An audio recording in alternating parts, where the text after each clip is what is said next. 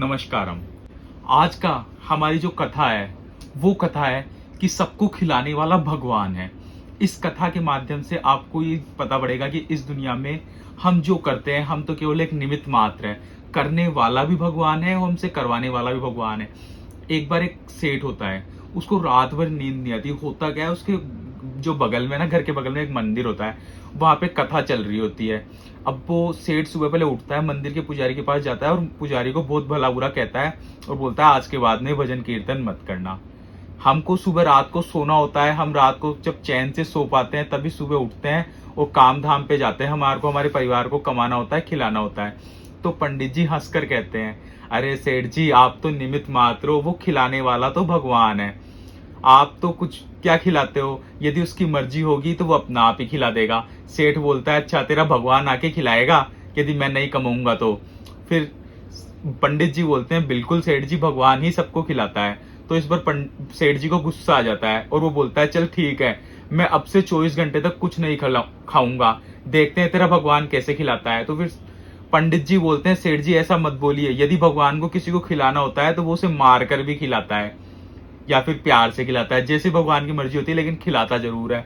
तो फिर सेठ जी बोल के चल जाते हैं कि यदि अब से तूने 24 घंटे में मेरे को कुछ खिला पाया तो तेरा भजन कीर्तन यहाँ होगा, वरना तेरे को यहाँ पे भजन कीर्तन हमेशा के लिए बंद करना होगा। फिर पंडित जी भगवान का नाम लेते हैं और बोलते हैं ठीक है।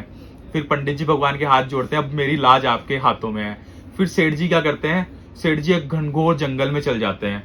बोलते हैं देखते हैं अब मुझे यहाँ पे कौन खिलाएगा। एक पेड़ पर छुप के बैठ जाते हैं। अब सेठ जी बैठे होते हैं, इतनी देर में एक राहगीर आता है, उसके हाथ में एक थैला होता है, वो वहां पे पेड़ के नीचे सो जाता है। अब फिर थोड़ी देर बाद उठता है और उठ के चला जाता है। अब वो थैला वहां पे भूल जाता है।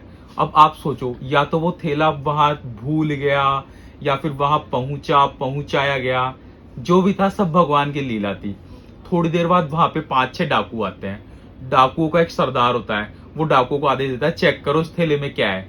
अब सब डाकू थैले खोल के देखते हैं तो अब उसके अंदर एक टिफिन मिलता है जिसके अंदर बहुत ही मतलब स्वादिष्ट गर्मा गर्म भोजन होता है। अब डाकू उसको खाने ही वाले होते हैं। तो सरदार बोलता है नहीं नहीं इसे मत खाओ, हो सकता है ये किसी पुलिस वाले की चाल हो या फिर कोई हमारा शत्रु हमें इसमें जहर मिला के रख गया हो हमें मारने के लिए। आसपास देखो कहीं कोई है क्या। अब वो डाकू सारे आसपास छानबीन कर लेते हैं, वहां पे कोई नहीं दिखता। अब सेठ सोचता है यदि मैंने कुछ बोला तो ये तो पता नहीं मेरा क्या करेंगे। सेठ वहां पे चुपचाप बैठता रहता है। अब भगवान की मर्जी, जो भगवान को करना होता है वो भगवान करता है।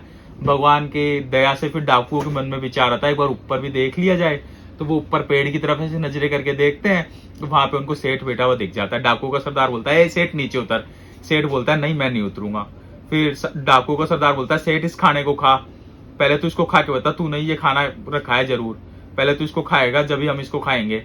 सेठ बोलता है नहीं ना तो मैं नीचे उतरूंगा ना ये खाना खाऊंगा। अब सरदार डाकू को बोलता है इसे जबरदस्ती उतारो। डाकू से जबरदस्ती उतार लेते हैं। अब वो फिर सेठ खाना खाने से मना कर देता है। इतनी देर में एक डाकू सेठ के गाल पे एक चंपत लगा देता है। फिर सेठ बोलता है फिर भी मैं नहीं खाऊंगा। अब डाकू क्या करते हैं, उसका एक जना नाक खींचता है, एक जना कान खींचता है, उसको जबरदस्ती खिलाते हैं। अब सेठ सोचता है ये तो मेरे को मारेंगे, ये 5 जने हैं, मैं इकलौता हूं, ये मार मार के मेरी हड्डी पसली एक कर देंगे। अब तो भाई मुझे खाना ही पड़ेगा, है ना। अब वो फिर उसको बोलते हैं खाने के लिए, वो चुपचाप खा लेता है क्योंकि मार से बचने के लिए। फिर सेठ को याद आ जाता है कि पंडित जी सही बोलते थे, ना खाओ तो अभी वो खिलाने वाला मार पीट के खिलाता है या तो प्यार से खिलाता है। मतलब दुनिया गोल है, वो खिलाएगा ही खिलाएगा।